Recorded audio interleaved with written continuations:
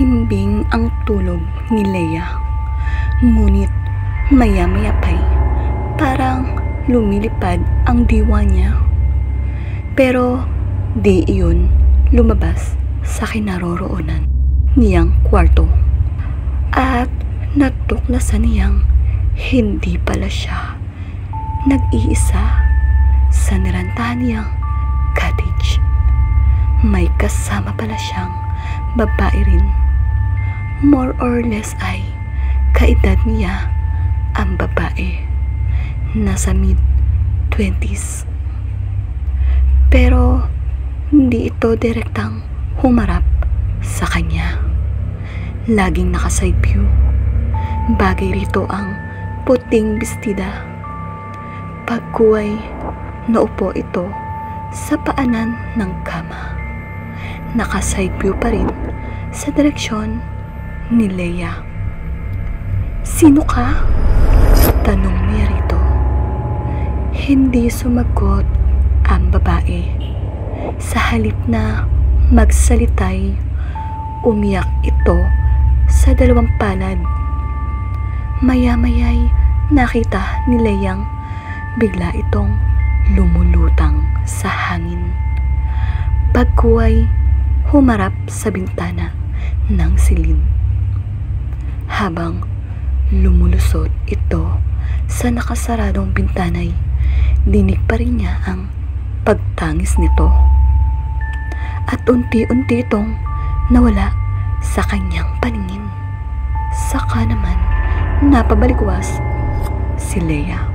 Humihingal itong sapo ang dibdib. May usapan sila ni Chico. Magkikita sila at iyon ang kanilang meeting place. Ang beach resort ni iyon sa makalabas lamang ng town proper. Noon ay maraming beses na silang nagpalipas ni Chico ng gabi sa beach resorts na iyon. Sa iba siya nagpakasal dahil ang kanya na pang-asawa ang nakatulong sa kanya para maisalba ang ina noon na may sakit. Ang sakit ng ginawa mo, sumbat noon ni Chico. Ang sakit-sakit, sa iyo pa rin ang puso ko. Sabi naman ni Leia, "Seaman Simon, mas marami ang mga araw na inilalagi niya sa barko kaysa rito sa Pilipinas." Ang bahay nilang mag-asawa ay malapit sa bahay ng kanyang biyanan. Pag umalis siya ng bahay, ang paalam niya ay dadalaw siya sa kanyang mga magulang. Pero hindi. Sa halip dito, ang tuloy niya sa beach resort na iyon kung saan ay pinupuntahan siya ng kalaguyo. Noon lang na nagkinip ng ganoon si Leia. Pero parang tunay na tunay. Sa isip-isip din niya, para kasing gising siya nang makita niya ang babaeng iyon. Parang kalahati ng diwa niya ay gising. Parang totoong talaga ang nakita niya. Naligo siya. Madilim-dilim pa. Nag-text si Chico na darating na ito. Ibig ni Leia na pagdating ng binatay, handang-handa na siya. Handa sa lahat. Nasa banyo si Leia na may naramdaman. Parang may tao sa loob ng kwarto ng cottage. Nagbuhos siya ng mukha para maalis ang sabon at nang makadilat na siya ng maayos, saka marahan niyang binuksan ang pinto ng banyo. Napanganga si Leia sa nakita. Figura ng isang pamilyar pero nakatalikod na lalaki. Halos tumigil ang tibok ng puso nang mapagtanto ang lalaki. Ang kanyang asawa. Paano siya nasundan dito ng kanyang asawa? Isa pa, nasa laot ang international vessel na sinasakyan ng mister niya? Paanong mapupunta rito ang kanyang asawa? Patda pa rin si Leia at di makapagsalita nang dahan-dahang humarap sa kanya ang lalaki. At napanganga siya. Wala itong mukha. Parang isang lalaking manikin na blangko ang mukha. Ngunit ang forma, ang tinig, ang kilos at ang sukat, talagang ang asawa niya. Mon? Sambit niya. Mula sa isang paning ng silid ay nakita ni Leia ang magandang babaeng kagabi nakita niya sa kanyang panaginip. Iyon pa rin ang damit na suot nito. Puting bestida. Diretsyong lumapit ito kay Mon sa lalaking walang mukha at humawak ito sa braso ng lalaki. Pagkuway lumutang sa hangin ang dalawa. Lumutang sa hangin at kumilos patungo sa bintana ng silid. Pagkuway, dahan-dahang nawala ang mga ito sa paningin ni Leia. Biglang nakaramdam ng kakaibang lamig si Leia. Mabilis siyang nagbanlaw at nagpihis. Sa balkonahin na lang ng cottage niya, hinantay ang pagdating ni Chico. "Nakakonsensya ka lang, siguro," sabi ni Chico. "Kasi nga, alam mong kasalanan ang ginagawa natin." "Pero, di lang si Mon ang nakita ko, Chico. May babae rin." Umiiral ang pagiging alaskador ng binata. Isa lang ang ibig sabihin nun. May babae sa ibang bansa ang mister mo. Sabik siya sa mga yakap at haplos ni Chico. Iba ang init na naramdaman niya kapag ito ang kadiin. Ngunit kakatwa ng araw na yun, di talaga siya madala ni Chico sa punto ng pagdidiliryo dahil sa nag-aapoy na romansa. Lumipad sa kung saan ang utak niya. Di niya ganap na maituon ang konsensya sa pakikipag-romansa sa binata. Ang kanyang kaligayahan, hilaw, mababaw, di gaya na mga nauna nilang pagtatalik. Naisip kasi niya, masakit din pala kaliwain ng asawa. Di man siya nagpahalata kay Chico. Parang nasaktan siya nang sabihin nitong may ibang babae ang kanyang asawa sa ibang bansa. Ang kataksilan pala'y hindi kaso ng pakikipagtalik ng isa sa iba. Manapay isang kaso ng pambabaliwala sa damdamin ng isang nagmamahal. Sa panig ng pinagtaksilan at kaso rin ng pagbaba ng sarili sa panig naman ng nagtataksil.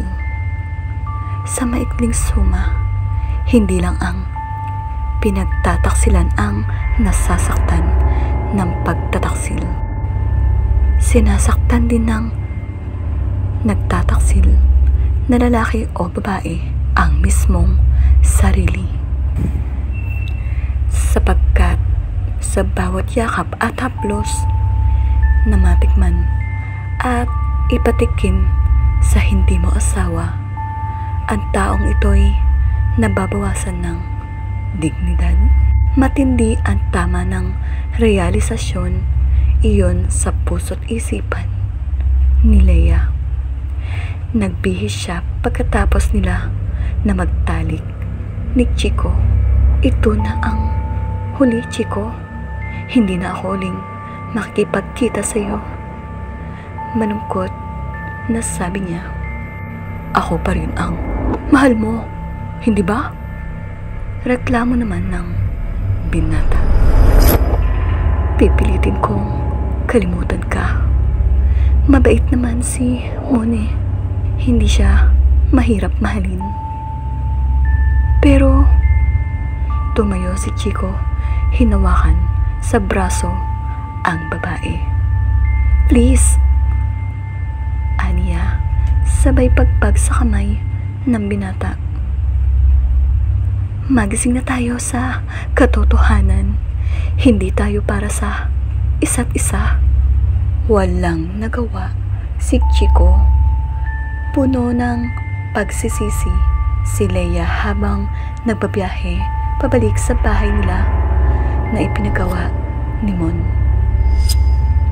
Resolbado na siyang simula sa araw na yon ay magiging mabuti at tapat na siyang asawa. Hinding-hindi na siya muling makikipagkita sa dating kasintahan. Ngunit malayo-layo pa'y nagtataka na siya sapagkat tanaw niya ang maraming tao sa harap ng kanilang bahay. Naroon ang mga magulang at kapatid ni Mon. Kinabahan siya. Lakad-takbo na ang ginawa niya sa pagbaba niya sa jeep. Sinalubong siya ng mga in-laws. Mugto ang mga mata ng mga ito. Niyakap siya ng hipag. Ate, Leia? Nabalot siya ng pagtataka. Teka, bakit? I mean, bakit nag-iiyakan kayo? Ate, Leia, sila, taga-owa sila. Humihikbing itinuro nito ang ilang nakadisenteng bihis na lalaki. May dala silang malungkot na balita. Anong balita? Si Kuya mo kasama siya sa mga napatay ng pasabugin ng mga suicide bomber ang isang hotel sa Switzerland. Paliwanag nito. Sa hotel? Hagulgol na lamang ang naging karugtong ng paliwanag mula sa mga magulang at mga kapatid ni Mon. Mula naman sa mga taga-owa, isang walang linaw na pagdidetalye hinggil sa nangyaring karahasan na inaako ng mga terorista. May kasamang babaeng dayuhan ang Mr. Mo na sumabog ang hotel na iyon. Mrs. Sabi nito, malabo ho ang report na nakarating sa amin. But we believe sex worker ang babaeng iyon. Natagalan pa bago naiuwi sa Pilipinas ang bangkay ni Mon. Mas maagang nalathala sa mga pahayagan pati na ang mga larawan ng biktima ng karahasang iyon. Patda si Leia nang mapagmasdang mabuti ang mukha ng babaeng dayuhan na di umano'y kasama ng mister niya sa isang silid ng mamatay. Kamukha iyon ng babaeng nagpakita sa kanya sa beach resort habang hinahantay niya si Chico. Anong ibig sabihin yun? At nagpakita ang babaeng iyon. Ang pagpapakita sa kanya ni Chico ay madaling mabigyan paliwanag. Ibig lang siguro nitong mamaalam sa kanya. Pero yung babae, ibig kayang pagaanin ang kanyang konsensya ibig ipabatid sa kanya na hindi lang naman siya ang naging taksil, kung ano man iyon ay ayaw nang maghaka pa ni Leia. Basta para sa kanya sapat na ang pagpapakitang iyon sa kanya ng asawa upang maniwala siya na mayroon pa nga palang kaluluwa ang tao na pwede magpakita sa isang maiiwanan. Sapat na ang naranasang iyon upang mamulat siya sa pagkakasala at taus-pusong pagsisisi. Panahon na lamang ang makapagsasabi kung sila pa rin kaya ni Chico ang magkakatuluyan. Basta isang bagay lang ang tiniyak ni Leia sa sarili. Kapag siya'y muling nag-asawa, tinitiyak niyang hindi siya muling magtataksil. Utos ng konsensya at utos na rin ng takot.